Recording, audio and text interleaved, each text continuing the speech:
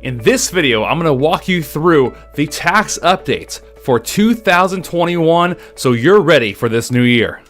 2020, I am so sick of you. Get out of here. Make way for 2021. In 2021, you better play nice. I have a free Excel spreadsheet for you guys to download, as always, because this is the 4th year I've been making these kind of videos. You can find the Dropbox link to that spreadsheet. I'm going to post it both in the video description below, and I'll also post the link in the comment section so you can find it in those two places. It is completely free. Free.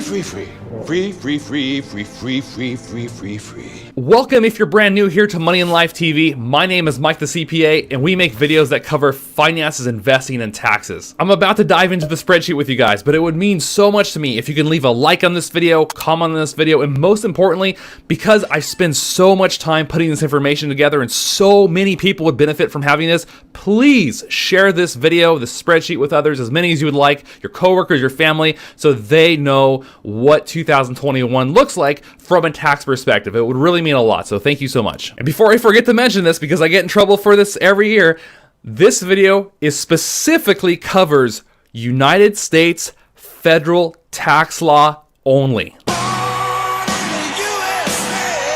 There was so much tax legislation passed in 2020 that I just simply cannot cover it all in one video. There's just too much information. So I'm going to be breaking that out into a separate video. I should hopefully have that video out in about a week or so. So be looking for that. I might even offer another free downloadable handout that summarizes some of these crucial updates that you should know about.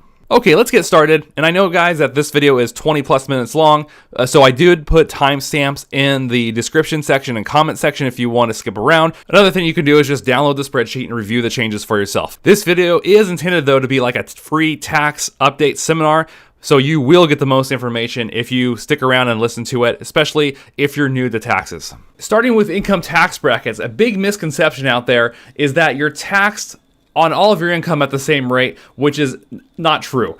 So the way income taxes work, regardless of your filing status, as you make more money, you'll slowly begin to pay more tax.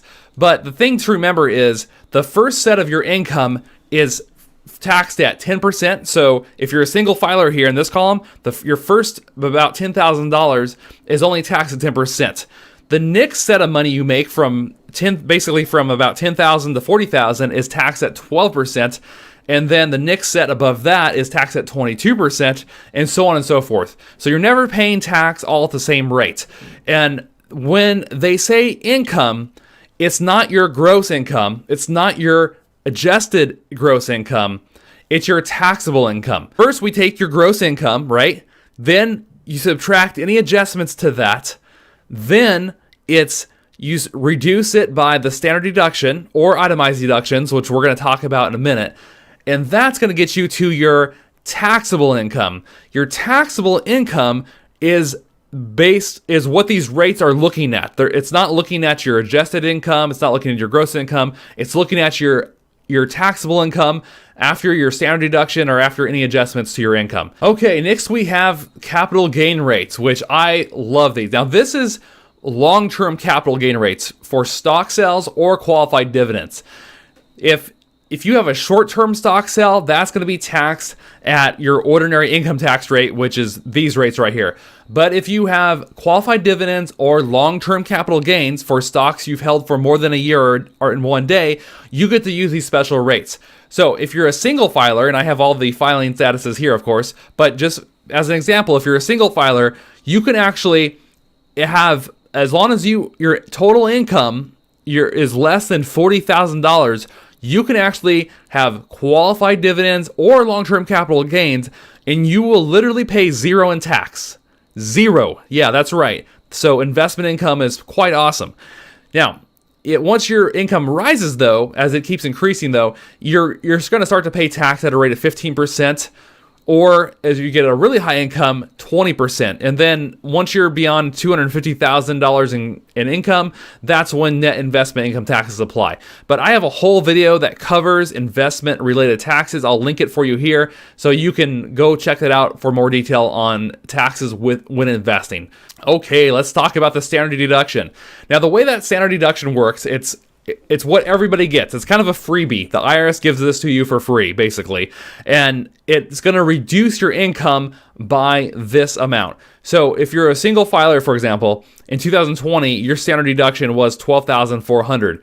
Or if you're a married filing joint, $24,800. In 2021, this gets bumped up a little bit for singular filers. So this went up by about $150, and this went up by about $300 for married filing joint filers. And so the way that works is, let's say your gross income is $100,000. Well, you would, before it determines your taxable income, it would back out the standard deduction of $12,550. And so you're left with an income in that example of $87,450, and that's the taxable income. That's what you would have left over. So standard deduction is just a freebie that helps reduce your income. Now, what about itemized deductions? Well, you get the greater of your standard deduction or itemized deductions. So if you have itemized deductions that are greater than the total amount of your free standard deduction, then you can use that instead in its place. And so you get the greater of. You get whichever one's better for you. So if you have more state taxes, if you have interest, if you have charitable contributions, medical expenses. Now, as of 2018, and I suspect the same is going to be true for 2019 and 2020, about 87% of people now take the standard deduction. So only about 10 to 13% of the population even itemizes now. Before, that number was a lot greater, but now the large majority of society take the standard deduction, which is why I focus on it here. But just remember that only medical expenses that exceed 10% of your total adjusted gross income are deductible. And even further, you can only get a benefit from them if you're able to itemize. And unfortunately, like I tell most people at my job or my clients that I work with, you don't want to be able to take this deduction because it means your health is very, very poor. So you really don't want this. I promise you don't want this. Because usually the people who can take these deduction, they're usually on their deathbed, they're living in a care facility, there's a lot of health issues or complications they're dealing with. And so most people don't even get to use this, and if they can, it usually means there's some significant medical issue going on in their life. Next, we have the child tax credit. And this is probably the best tax credit out there today. And the way tax credits work is they are very powerful because they reduce your tax liability dollar for dollar, whereas a tax deduction does not. A tax deduction will reduce your taxable income, but it's not as effective as a tax credit. Tax credits are always better than tax deductions. So in 2021, the amount for each qualifying child you have is $2,000 per child, and it's refundable up to $1,400. So just a quick example, the way that would work, and these are just rough numbers, don't follow them exactly, but let's just say you had a child, Chipper Jr., let's say, and you made $100,000 in wages. You took their standard deduction. By the way, you're a single filer, so you took the standard deduction, and you have $87,450 of taxable income. So that total tax you pay, I'm just making this up, is $7,000, okay? The child tax credit comes in here for $2,000 on line 19. So it reduces your tax dollar for dollar. So your total tax would be reduced from $7,000 to $5,000. You had total withholdings from your paycheck of $4,000, means you would owe $1,000 left by the time you file your taxes. So that's how the child tax credit works. And of course, it is refundable up to $1,400 if you have no tax liability whatsoever. This year, I've also added the Savers tax credit to the spreadsheet. This is a fantastic credit if you do have a lower income and you fall under these limits, because it's going to give you a tax credit that can range from 50%, 20%, 10%, or even 0% based upon how much income you've made. So when you put money in like an IRA or retirement account, it's going to give you tax credits if your income is under these different thresholds. If you want to see this broken out in detail, or if you want a whole separate video on this, let me know. But I put a link here to the IRS website so that you can see in detail what the requirements are to see if you're eligible for this. and what this means and where you would have to contribute the money to in order to take advantage of these credits. If you can get the Savers Tax Credit, I highly, highly recommend you do. It's fantastic. Real quickly, let's talk about itemized deductions. I realize most people don't itemize, and this information's on the spreadsheet, but I thought we'd just look at the form because it's easier to talk about. This is a 2020 form, so you have your medical expenses. This is going to be 10% in 2021. Your state and local income taxes, so taxes you pay on your state income taxes from your paycheck that, like, for example, I live in California and I have to pay state income taxes to California. So those would be here. Your property taxes you pay, those would go here. But this whole section, it's capped at 10 grand. 10 grand is the max on this. So that hurts a lot of people. And it's been that way since after 2017. So for 2018 and on, this has been limited to $10,000. Of course, your mortgage interest on your home is still deductible. There are some limits, but I've listed those in the spreadsheet, so you go ahead and check it out. Then we have, of course, you have mortgage insurance premiums, investment interest if you pay any investment interest, charitable contributions. So all of this is pretty much the same, guys. I mean, it's just the same stuff. It's where it's always been. And the thing with itemized deductions, as I mentioned earlier, it's only going to help you if you have more itemized deductions than you do the standard deduction. If after you've added up your property taxes, state income taxes, mortgage interest, charitable contributions, and all that and the other, if it's still lower than the standard deduction, it doesn't matter because you're going to get the standard deduction. Okay, let's talk about education deductions real quick. Pretty much exactly the same. Income thresholds for these deductions have increased a little bit to help you out, which is nice. The student loan interest is still set at $2,500 per person. Let me zoom in a little bit. There we go. And that is taken as an adjustment to gross income. So if you have student loan interest, that's going to come through here on line 10C. That's where that's going to come through on the actual page 1 of the tax return. So the other two, then we have the American Opportunity Credit, which is the best education credit available, in my opinion, where it can reduce your tax bill by $2,500, just like similar to the child tax credit, and you can be a refund up to $1,000 if you have no tax liability. And the income phase-out thresholds are listed here. And lifetime learning credit is up to $2,000 tax credit if your income is under $60,000 if you're single, or under $119,000 if married, filing joint. And these credits, the American Opportunity Credit and the Lifetime Learning Credit, are found on page 2. So here is the American Opportunity Credit that comes through here on line 29. That's where you would see that coming through. And the Lifetime Learning Credit's going to come through somewhere else on this form, which I'm trying to do this quickly, so I'm not trying to look at it in too much detail, but just give you a general idea that those credits are going to come through right here for you. Okay, let's talk about retirement. All right, so for 401k plans and 457 plans, the contribution limits for 2021 are the same as they were for 2020. No changes there.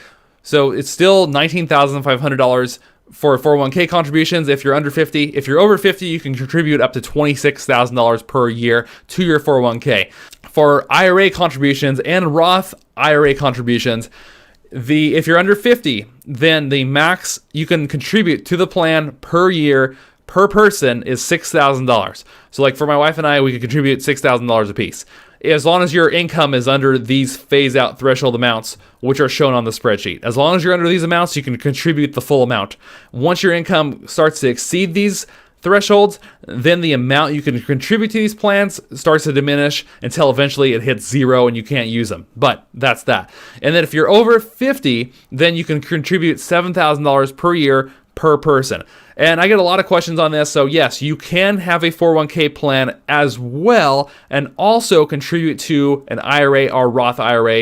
It just depends on what kind of retirement plans you have in place and what your income is. That's going to determine that. So if you can use these, definitely take advantage of them. And I have several videos that cover IRAs and how all that stuff works, which if you want to see links for that, just let me know. Moving on down the line, alimony rules still the same as they were from several years ago. I'm not going to cover this year. But you can just go ahead and read this. And let's move on to gift tax annual exclusion. Let's see. So that you can give a gift per person of $15,000 each without having to file a gift tax return. That can be cash or property. And that amount of $15,000 is still what it was. It has not changed. So for example, my wife and I, if I give $15,000 to my brother-in-law and she gives $15,000 to him as well, then together her and I can give up to $30,000 per person, because the gift is $15,000 per person. And that we would not have to file a gift tax return. That's just a basic example, but that's essentially how that works. But once you could contribute more than $15,000 per person, and it's by per person, if you're the only one giving, then yes, you have to then file tax form 709 if that's your case. So just be on the lookout for that. Remember, though, that if you receive an inheritance or something like that, that's not considered a gift. It's an inheritance, and there's no gift tax return filing of any kind due. Federal estate taxes, I'm not going to cover that, but you would really not need to file this unless your total assets, if you're single, exceeds about 12 million, or if you're married filing joint, if you have like $23.5 million in assets. Very, very rare now to see people with wealth like that. Less than 1 in 10,000 people have that situation. So they don't need to file a tax form 706 at this time. But that's what those limits are. Alternative minimum tax, these are the phase-out amounts. It's very complicated. I'm not going to try to explain AMT. I do have a video that covers AMT on the channel. It's in my tax video playlist, which I will leave a link to that complete tax video playlist. I think I have like 60 or 70 tax videos I've produced in there if you want to see how that works. I'm not going to try to explain it in this video. It's far, far too complicated. You're no longer being penalized for not having health insurance from a federal tax perspective. Your state might have different ideas, but from a federal tax standpoint, you're not going to be penalized. Casualty theft losses, moving reimbursements, moving deductions, charitable deductions, it's pretty much all the same. I'm not going to really cover this, but go ahead and just read this here if you'd like to. And let's move on to health savings accounts. Health savings accounts. So the contributions have increased a little bit. Now they are $3,600 per person if you're single, or up to $7,200 if you have a family. This is an adjustment to gross income. So once again, on page 1 of the 1040, this is the amounts you contribute to your HSA that come out of your own pocket is going to show up here as an adjustment to gross income. That's where that's coming from. And so that's where it's going to flow through on your return. Now remember, if you are over the age of 55, you can do catch-up contributions and contribute more to this. If you're a family, you can do the same thing. You do have to qualify for these plans, though. So you have to have a minimum health insurance deductible if you're single of $1,400 or $2,800 if you're a family. Max out of pocket is $7,000 if you're single, and $14,000 if you're a family. So there are certain requirements you need to have in place before you can actually take advantage of this plan. If you can contribute to an HSA, I highly recommend it. I just opened up one for Fidelity. What's great is you can invest your money in these health savings accounts, so you can grow your medical expense account, and whatever you pay from that account for qualified medical expenses, it's tax-free. You get the tax deduction, the money comes out tax-free for medical expenses. It's a win-win all the way across the board. And if you invest your money in an HSA provider that can allow you to invest, like Fidelity, then you can really grow your money to something substantial and carry that money into retirement. So it's really one of the best options out there. I have 3 videos now that cover HSAs, the rules, and how they all work. So go ahead and check out my tax video playlist for that. The Earned Income Tax Credit, I think I will finally do a separate video on this concept this year if I get a chance. But it allows you to take an additional credit if you are at a really low income threshold, and often you get that money back in the form of a refund. So these are the thresholds, and based on the number of qualifying children you have, it maxes out at 3+ children. So once you're at 3 children, it pretty much maxes out from what I can tell. But you get the credit percentage of 45%. So the more children you have and the lower your income is, the better this credit usually works for you.